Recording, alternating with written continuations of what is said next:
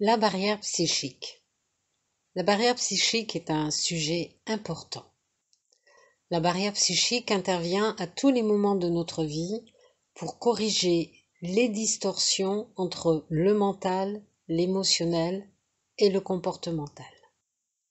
C'est un programme qui désamorce une situation conflictuelle qui générerait des comportements non adaptés à ce que nous devons avoir, mais aussi qui générerait des prises de conscience. Nous sommes perpétuellement orientés dans notre vie, et cela pour nous conformer à un schéma de vie approuvé bien avant notre naissance. On devrait dire que la barrière psychique intervient quand il y a des bugs dans la machine. Bien que nous ne soyons pas des machines, nous adoptons des comportements en contradiction avec nos émotions et l'analyse de notre mental. Nous voyons les anomalies comportementales que nous avons, mais elles n'interagissent pas avec nous, la barrière psychique les tient à distance. Par exemple, dans le comportement alimentaire, nous sommes révoltés sur le sort fait aux animaux dans les abattoirs. Mais malgré cela, nous continuons à consommer de la viande et donc à perpétuer ces comportements qui nous affligent. Nous signons des pétitions pour faire fermer des établissements. Certains vont jusqu'à militer pour l'abattement sans douleur des animaux, même si par la suite ils pleurent devant un agneau abandonné ou un chien sans maître, même s'ils militent pour la conscience animale. La barrière psychique joue ici son rôle de préservation du mental. Le lien entre l'émotion, la douleur de ce qu'il se passe et le comportement affligeant qu'on peut avoir est coupé. C'est comme si un nerf avait été sectionné.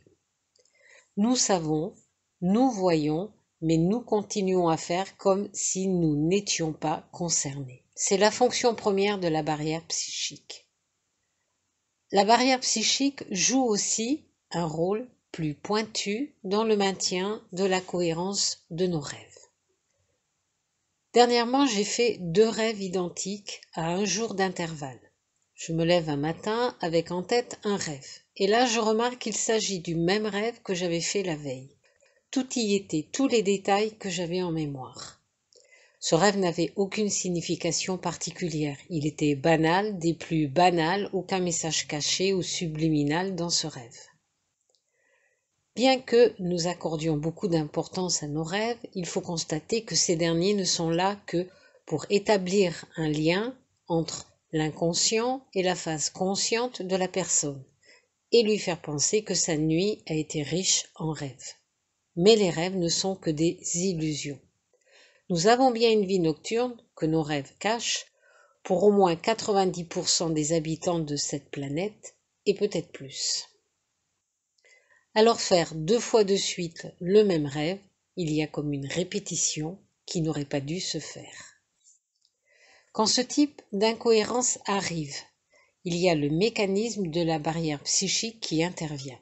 Soit on a oublié ses rêves, soit on s'en souvient d'un seul, mais pas de la répétition du rêve. Dans mon cas, ce mécanisme s'est enrayé. Peut-être que devenir plus consciente me permet de voir plus souvent la réalité de ce qu'il se passe dans ma vie. Nous savons que nous n'avons pas de libre arbitre. Nous ne sommes pas libres, et ça fait mal. Mais se retrouver face à cette barrière qui orchestre les dysfonctionnements de nos vies comme des leviers qui sont régulièrement actionnés génère une douleur conséquente. Cela va plus loin que ce que nous pensions ou que ce que nous voyons dans notre quotidien. Alors la question, c'est comment pouvons-nous désamorcer ce mécanisme? Je le dis et le redis, il faut devenir un observateur de sa vie. Il ne suffit pas de laisser glisser nos vies en croyant que tout s'arrangera. Il faut observer, autant faire que se peut, ce qu'il s'y passe, les émotions que nous avons, nos comportements et surtout nos pensées. Nos pensées proviennent pour certains de notre âme. Nous sommes une extension de notre âme, mais aussi elles proviennent des entités qui gravitent autour de nous, même celles qui sont censées nous protéger de nous-mêmes et des autres plans plus sombres, des désincarnés qui ne savent plus qui ils sont ou qui se sont perdus dans le monde astralisé de l'après-vie. Il faut aussi savoir qu'il y a plusieurs interfaces qui gèrent les dysfonctionnements et distorsions de notre programme de vie.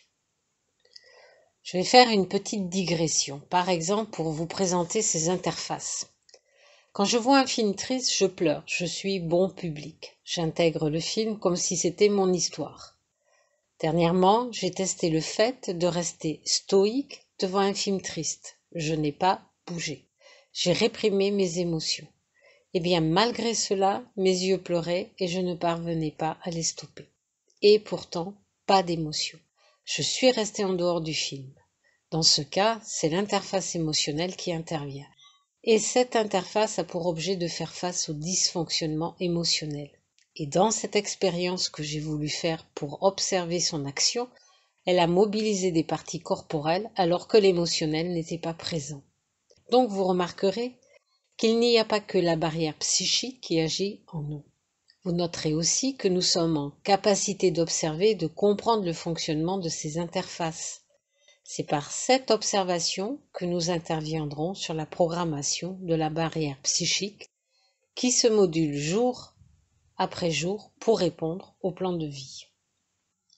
N'oublions pas la physique quantique et la théorie des particules qui changent de comportement lors de leur observation. C'est donc que l'observation agit sur notre conscience et donc sur le comportement des mécanismes de la barrière psychique. Elle est reliée à nos émotions et notre mental, et de ce fait, il est plus simple d'agir au niveau de son action envers nous sur le plan physique. Là où ça devient différent, c'est quand cette barrière s'exerce entre nous et les autres plans, notamment le plan astral. Alors beaucoup de médiums sont en relation avec le plan astral, certains s'y promènent en toute conscience et y font de merveilleuses rencontres. Beaucoup d'entre nous perçoivent les lumières des êtres qui se disent nos amis, qui nous envoient des messages d'amour, qui réjouissent nos cœurs, qui finalement nous font ressentir des émotions que notre corps traduit de différentes manières, le cœur qui bat, des étouffements, de la joie, des pleurs, etc. Il est dommage que cela ne dure qu'un bref instant. Nous savons maintenant que la barrière psychique est sur le plan physique, qu'elle intervient aussi sur l'inconscient et le conscient de l'homme. Mais qu'en est-il de son contrôle entre les différents plans? En fait, la barrière psychique est liée à l'âme, ce qui lui permet d'étendre son contrôle à la fois sur le plan physique, où se vivent les expériences, et sur les autres plans avec lesquels elle est reliée. Elle intervient sur les liens directs entre l'être dans la matière et son âme et les différents plans de perception de l'homme.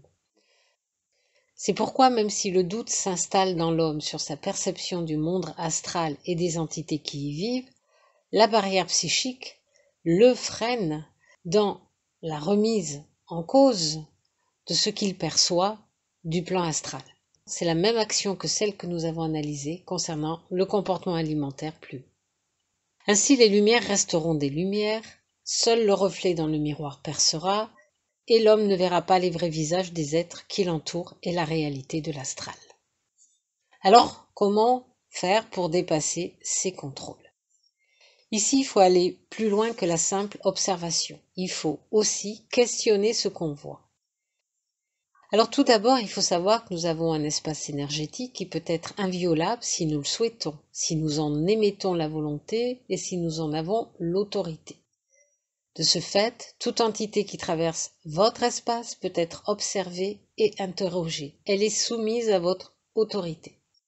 L'observation de cette entité, le questionnement de cette observation doit faire tomber les lumières qui nous aveuglent pour amener face à nous le vrai visage de ceux avec qui nous établissons les contacts.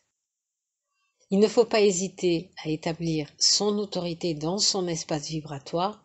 Sans cela, nous sommes à la merci de n'importe quelle lumière qui se présentera à nous en tant qu'ange ou archange ou autre déité. La barrière psychique est un programme maître parmi les interfaces de contrôle dans nos vies. Elle est présente en nous pour que nous restions dans l'orientation de notre vie. Pour voir ce qu'elle est et comment la contourner, alors observez et questionner.